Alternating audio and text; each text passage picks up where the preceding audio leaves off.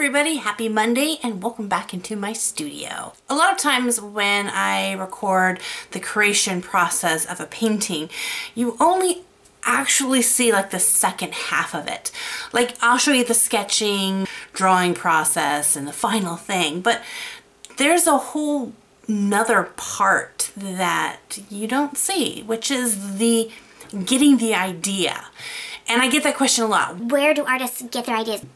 This video is not going to talk about that, but it is going to talk about once you have an idea, like a vague idea of what you want to do, one of the steps to begin to move from this point of I have an idea, I want to do something that has to feature this or has, this is the inspiration.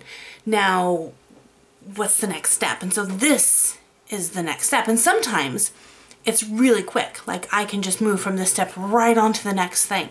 The more I draw, the more I practice, the more I fill in those gaps so that I don't have to. And that's learning how to draw whatever it is that I want to create in a piece, which sometimes is a little harder than you may think. Sometimes the preparation process requires you to tackle and learn a new medium.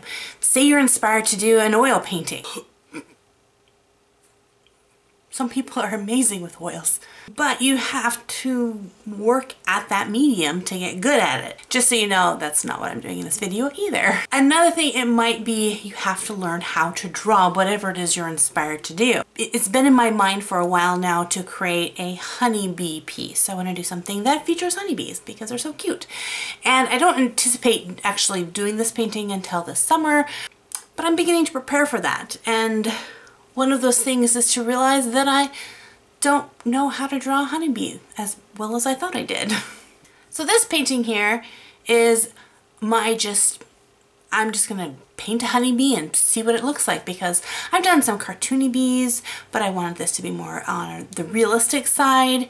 So I just started painting a honeybee and it looks cute, but I don't think it's a honeybee. In fact, it isn't. After I did research in this video, I found out what I think is a honeybee is not a honeybee. I mean, I know what a honeybee is, but when I'm drawing a honeybee, it's not a honeybee. What do you do when you don't know how to draw something?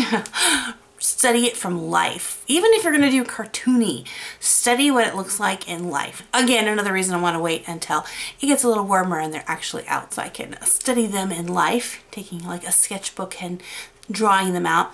But if you don't have them in real life, looking at reference photos is an awesome second best.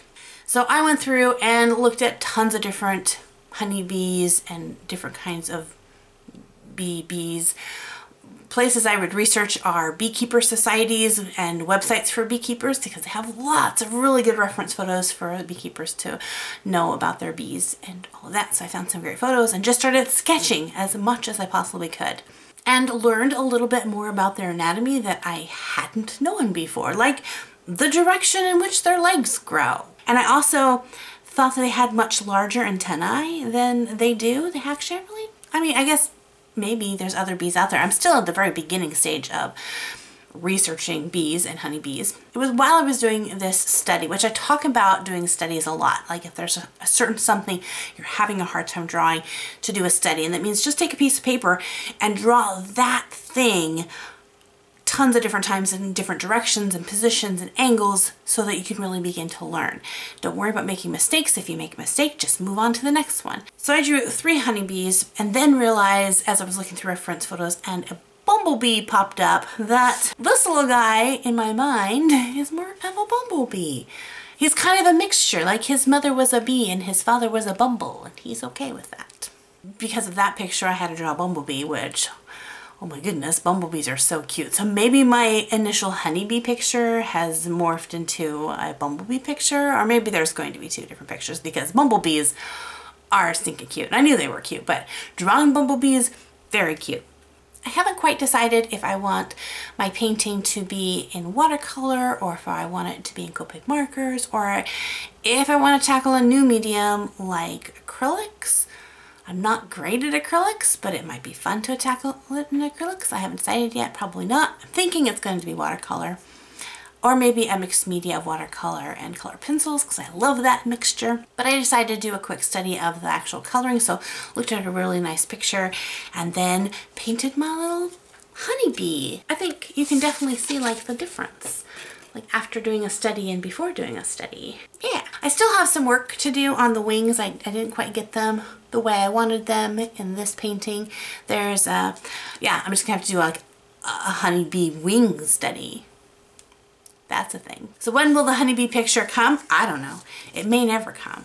That's another reason why a lot of artists don't really focus showing this part of the process, because some of us can do hundreds of these kind of things. We get an idea, I'm like, yeah, I'm gonna do this. And then we start doing it and it does not work out. This is where a lot of art ideas die.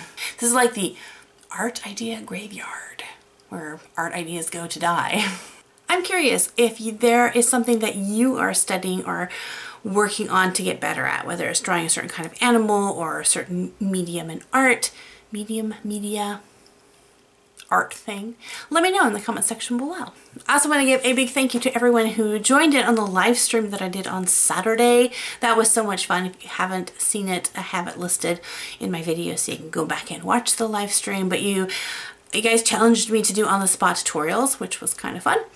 And I'm hoping to do that more, so yay. Anyway, I gotta get back to studying bee wings. Not many people get to say that. What did you do today? I got to study bee wings. Yeah, we get to say cool things when we're artists. If you're brand new to my channel, make sure to hit that subscribe button so that you don't miss out on other cool things that I get to say and paint and do. And as always, God bless you guys. Thanks for hanging out with me, and we'll see you in another art video. And while you're waiting, you can check out one of these videos because they're pretty cool too. Don't forget to be kind to each other.